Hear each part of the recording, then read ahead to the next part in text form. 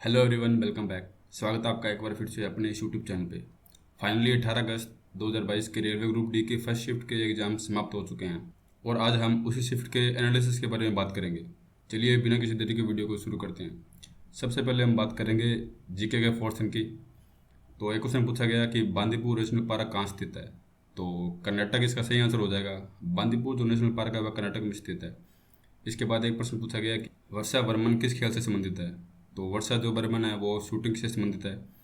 इसके बाद एक प्रश्न पूछा गया अनुच्छेद से, अनुच्छेद 360 किससे संबंधित है। तो वित्तीय आपातकाल से संबंधित है अनुच्छेद 360। इसके बाद एक प्रश्न पूछा गया कि ब्लीचिंग पाउडर का सूत्र क्या है। तो ब्लीचिंग पाउडर का जो सूत्र है वो हो जाएगा कैल्शियम ऑक्सीक्लोराइड। इसके बाद एक प्रश्न पूछा गया कि मिथेन का फॉर्मूला। तो मिथेन का जो फॉर्मूला वो हो जाएगा CH4। इसके बाद एक प्रश्न पूछा गया विटामिन ई का रासायनिक नाम क्या है। तो विटामिन ई का जो रासायनिक नाम है वो हो जाएगा टोकोफेरोल।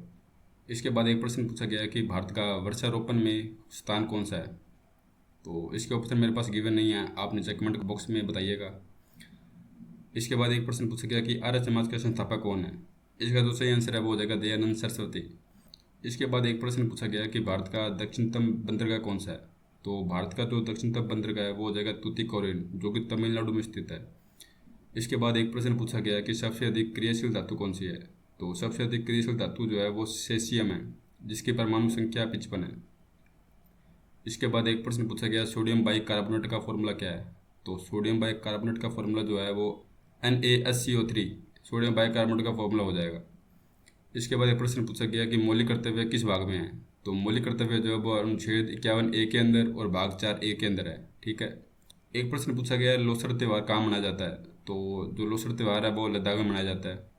इसके बाद दर्पण से संबंधित प्रश्न पूछे गए थे, जो कि 2 से 3 संख्या थी इनकी प्रश्नों की। इसके बाद एक ओम का नियम पूछा गया था, ये क्वेश्चन रिपीट हुआ है, कल के शिफ्ट में भी ये क्वेश्चन पूछा गया था।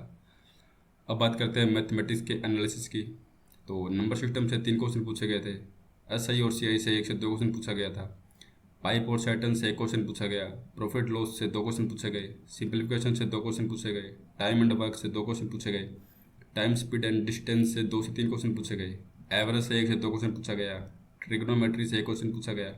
परसेंटेज से 2 से 3 क्वेश्चन पूछे गए। मैंसुरेशन से 2 से 3 क्वेश्चन पूछे गए। रेशो से 1 से 2 क्वेश्चन पूछा गया और जियोमेट्री से 1 से 2 क्वेश्चन पूछे गए। अब बात करते हैं रीजनिंग के एनालिसिस की।